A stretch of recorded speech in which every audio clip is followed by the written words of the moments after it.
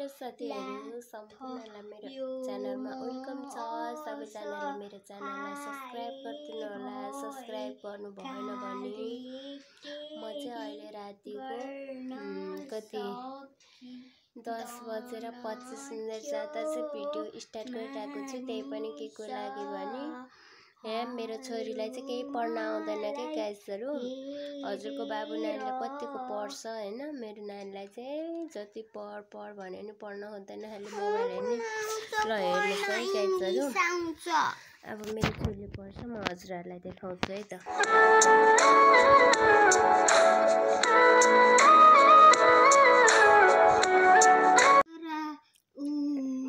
दुई कक्षा पढ्ने मान्छे हेर्नु त गाइसहरु।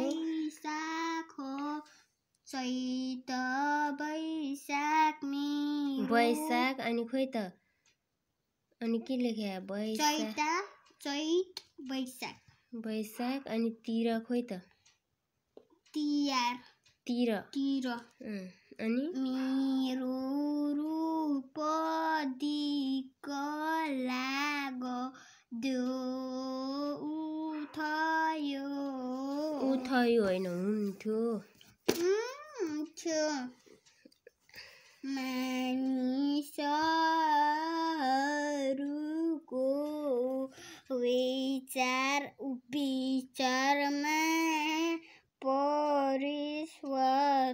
परिवर्तन आए वरिपरिका मानिस जम्मा भए उनीहरूले धेरै छलफल गरे। यस्तो नराम्रो डाँडाको डाँडो राखन हुन सबैले मिलेर गाइसहरु, मेरो छोरीले पढेको पनि सुन्नुभयो होला। हजुरको बाबु नानीले कतिको राम्रो पढ्छ। मेरो छोरीले चाहिँ पढ्नै खोज्दैन है, खाली मोबाइल हेर्ने। अनि अहिले पनि बल्ल पढ्यो हैन, रातिको 11 बज्ने बेलामा पढ्यो। अनि अघि त झन् यस्तो दुःख देखेको थियो नि, यति दुःख देखेको थियो हैन। अनि म चाहिँ भोलि बिहान 6 बजे उठेर काममा जानुपर्ने हुन्छ, त्यसैले अहिले चाहिँ सुत्नुपर्ने हुन्छ। साथीहरु, भोलि भेटौँला। अब भोलिको भिडियोमा अस्ति मैले शुक्रबार भिडियो बनाएको हैन, अनि अस्ति त अपलोड गर्नै भुलेछु के, कामको बिजीले गर्दा चाहिँ मेरो यस्तै हुन्छ के दिमाग। अनि सो भोलिको लागि चाहिँ मैले अस्ति शुक्रबार बनाएको भिडियो चाहिँ रेडी पारेको छु। साथीहरु, सबैजनाले फुल वाचिङ गरिदिनु होला। नयाँ हुनुहुन्छ भने मेरो युट्युब च्यानललाई चाहिँ सब्स्क्राइब गरिदिनु होला है त साथीहरु। अनि त्यसपछि यो नानीले चाहिँ नपढेर यति दिमाग खाएको छ नि गाइसहरु। अनि त्यसपछि म ट्युसन हाल्थ्यौँ भने पनि ट्युसनमा नि त्यति सुधार आएन। अनि स्कुलमै भएर होला सायद हैन, अब बाहिरतिर चाहिँ ट्युसन हालिदिनु पर्यो। अनि त्यसपछि यति धेरै पैसा तिर्नुपर्छ महिनाको चाहिँ 3000 हैन, सबैभन्दा महँगो बोर्डिङमा पढा। तर पढाइ एकदम लास्टै कमजोर हो। पहिला म्याथ विषयमा A+ ल्याएको थियो भने अहिले C+ ल्याए, यति कमजोर भएको छ नि गाइसहरु मेरो छोरीको पढाइ चाहिँ। अनि त्यही भएर दिक्क लाग्छ मलाई चाहिँ हैन। राति 10 बजेसम्म भाडा दिनुपर्छ आफूले उसकै लागि भनेर। अनि ऊ भनी राम्रो नि पढ्दैन, अनि पढाइमा ध्यान पनि दिन्न। त्यही भएर चाहिँ मलाई एकदम टेन्सन भएको छ साथीहरु। बाइ बाइ, भोलिको भिडियोमा भेटौँला अब हैन। आज चाहिँ यति नै हो भिडियो, नानी नपढेको कारणले चाहिँ मैले भिडियो बनाएको थियो। सो अब चाहिँ सुत्नुपर्ने हुन्छ। भोलि 6 बजे चाहिँ म काममा जानुपर्ने हुन्छ साथीहरु। भोलि भेटौँला है त, बाइ बाइ। साथीहरु सबैलाई नमस्ते, धोटिया। आज चाहिँ म पिङ खेल्दैछु मेरो डटसँग।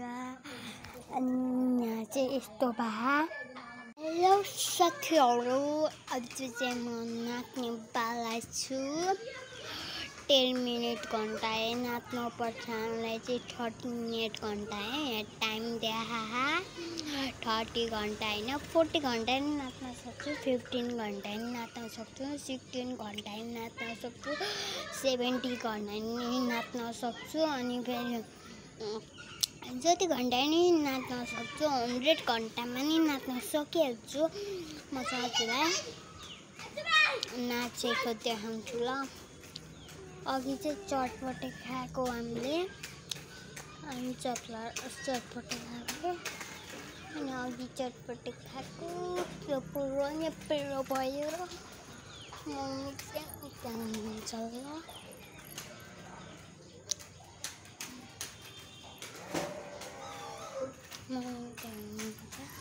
मम्मी बोल्नु सम्पूर्णलाई के भन्न चाहनुहुन्छ? मम्मी चाहिँ यहाँ काम गर्दै हुनुहुन्छ, यहाँ कोठा सफा गर्दै हुनुहुन्छ। हाई मम्मी, त्यो फोटो सफा गर्दै हुनुहुन्छ क्या। अनि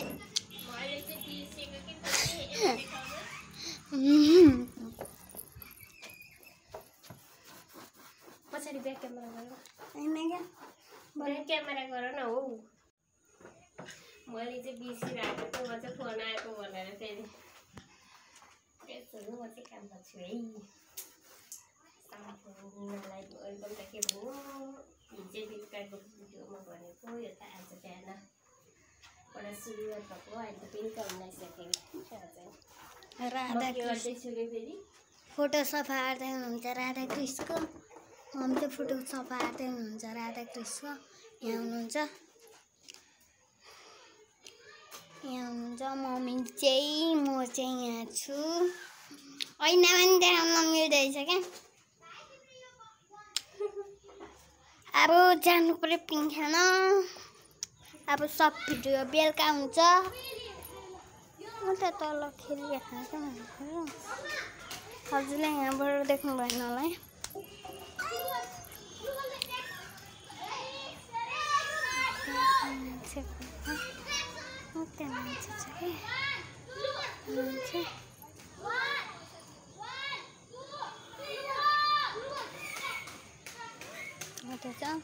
म हजुरलाई नाचेको देखाउँछु ल। हजुरलाई चाहिँ म नाचेको देखाउँछु ल साथीहरू। अब म चाहिँ नाच्न स्टाइल गर्छु ल।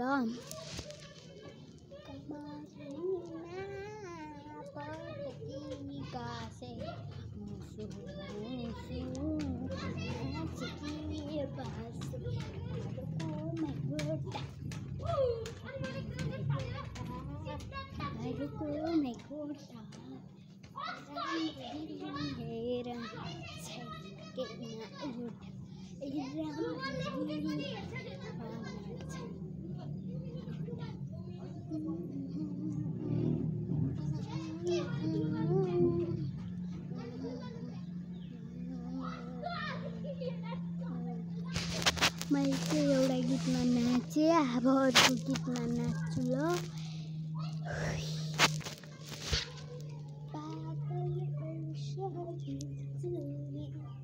साबुनको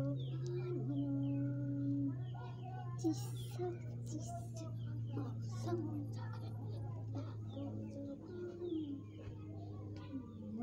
दुःखमै दुख्न थाल्यो जानी सुन्न थाल्यो के गरम भन न मायाको ओखती ओइ माया ओखती पातल पास बिजुली साबुनको पानी चिसो